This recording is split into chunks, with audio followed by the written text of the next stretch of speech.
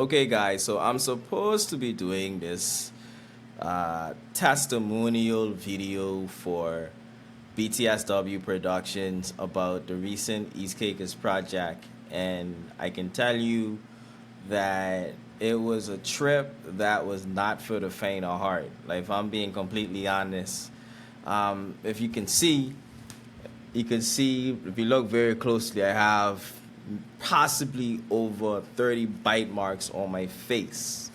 So that's just for the insect bites during the nighttime of the trip.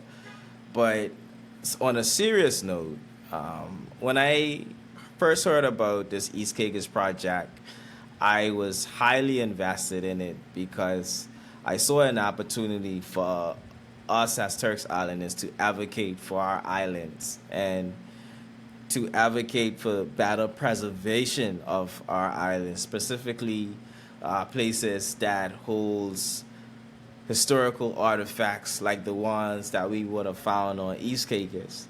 So I saw this project as a great way to advocate for something that my children would be able to experience 30, 40 years down the line, like a preserved nature orientated Turks and Caicos Islands. Like I am all for advancement and development, and Providenciales has been that place for that.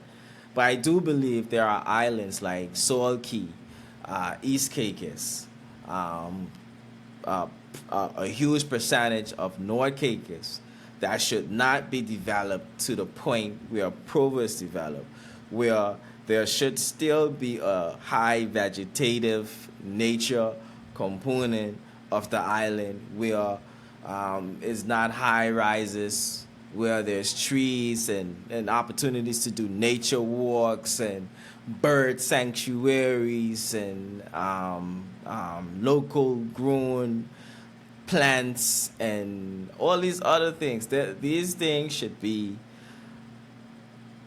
preserved for future generations of Turks and Caicos Islands. Like, I visited the UK, I've lived in the UK, and the entire of the UK is not developed. There's thousands of acres of land that's just greenery. So why should we in the Turks and Caicos Islands develop all the islands to the point of Providenciales? You don't have to do that. Some islands can be what I would call designated green zones, where there is no carbon emissions, where there is high vegetation, where there's local artifacts that still preserve, that dates well over 50 to 100 years plus. There should be places like that for us as Turks and Caicos Islanders to go, to camp out, to experience, and to immerse ourselves in the historical remnants of the past. Okay, and that's what East Caicos was like from start to finish.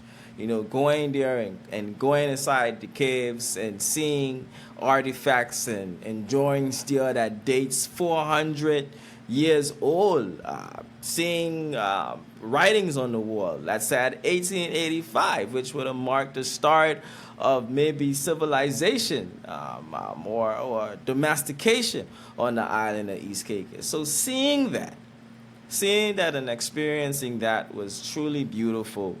And the beautiful part about it is I didn't have to hear planes taking off or cars on the highway. It was just nature. Like, that whole thing was just being completely engulfed in nature. And it does something to you in your spirit. Like, I obviously, coming back off that trip, I was tired. But then I feel a sense of recharge. Like, I can't really explain it. Not having access to my phone for a long period of time, I feel a sense of recharge having gone through that experience. And I give God thanks that there's still places in this country like that. And while, again, I am a component for advancement and development, I do believe that things must be done strategically, and that this country doesn't have to be mass developed, because really and truthfully, the local population doesn't benefit from these projects anyway. What happens is these people come here and they bring people here that look like them to manage their investments in properties, and locals usually get the crumbs of these developments. And so you might entice us with, let's say, $100 million project going to East Caicos, but at the end of the day, out of that 100 million, the locals might only get 100,000, right? So you do the percentage of that. 100,000 of 100 million. It's a very small percentage, but that's the reality. That's the reality of these developments. Locals do not massively benefit from these developments, and if locals did massively benefit from these developments, we would have a lot more Turks Islanders who are millionaires as opposed to the same set of people who have money in this country, and that's a whole nother discussion for another day. My point is, we have to stop using these headliners as a way to make it seem as though wealth is going to trickle down to us, when it really doesn't trickle down to us at the end of the day. Okay, so that's how I feel about any development that's coming into this country currently. We have to figure out a way to diversify the economy in a way that benefits locals. Okay, that has to be the way moving forward. How do we build? What industries can we build now that gives complete power to the local population? What laws can we put in place to preserve East Caicos, to preserve a large percentage of East Caicos? I'm from South Caicos. 70% of South Caicos is sold. Sold! So my children won't get to experience the same preserved South Caicos that I grew up in. They're going to see a highly developed island with a whole lot of modern day things around them. And again, I am a huge component of development. But there's something about that old Turks and Caicos that has a spiritual and community component. And I think we have to learn from that.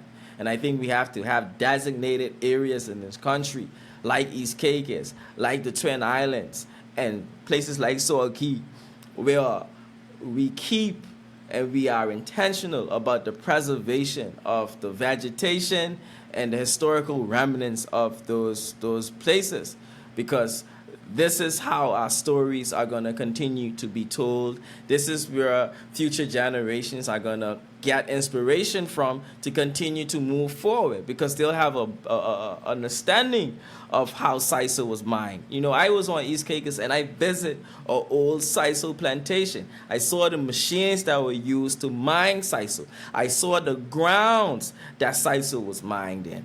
And that did something to me. It showed me that we have come so far in this country. We have come so far in this country, from the industrial Turks and Caicos to now a Turks and Caicos that has tourism as an industry. And what we can learn from the industrial side of this country is that we were once producers. We were once people that made things, made in the Turks and Caicos Islands. And we are seeing that, unfortunately, as being more so tailored to the tourism industry. But it can now, what that shows me is that we can not only cater to tourists, but we can make products and build industry that serve our people as well. And that's what the sisal plantation showed me, that, you know, why don't we have more industrial components to our economy? We have stuff are made at that magnitude. You know, so the East Caicos trip was very inspirational, very motivating. I left the island feeling highly inspired to come and be a stronger advocate for its preservation. And I look forward to visiting once again under better conditions where I don't have to leave out like this. So wearing better protective gear, having a better routine for camping, but most importantly, being well prepared, man, because I feel like that was our Achilles heel throughout this whole trip. You know, we wasn't prepared for a lot of things. physically, mentally, psychologically. And I think if I'm given the opportunity to go back over there, I would be better prepared and willing to experience that once again, man. East Caicos was a beautiful experience, and I look forward to being a part of any project that protects the island, any policies that protects that island, because I would want my children to experience what I've experienced for the past 2 to 3 days over there. Like, they deserve that. Future Turks and Caicos Islanders deserve that. Future Turks and Caicos Islanders deserve places where they can go and camp out and don't have to worry about being robbed or anything like that. Like, it was beautiful, man. Absolutely beautiful, that whole thing.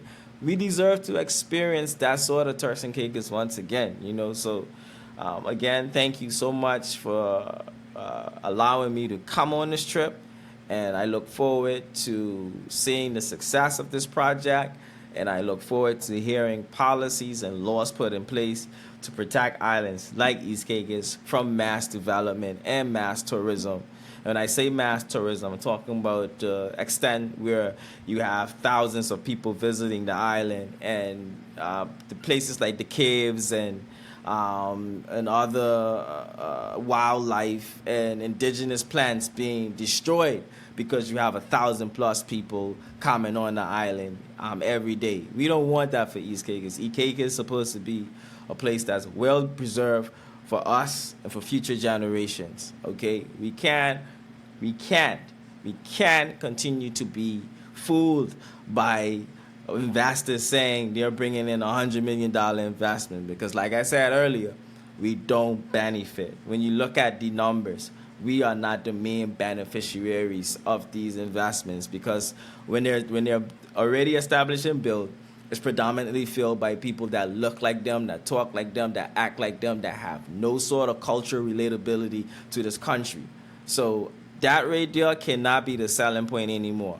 The goal is to ensure that the culture of this country is preserved. The culture of this country lives on from generation to generation. And I believe that protecting East Caicos and making sure that it's preserved helps future generations to keep motivated and working towards a better and safer and greater Turks and Caicos Islands.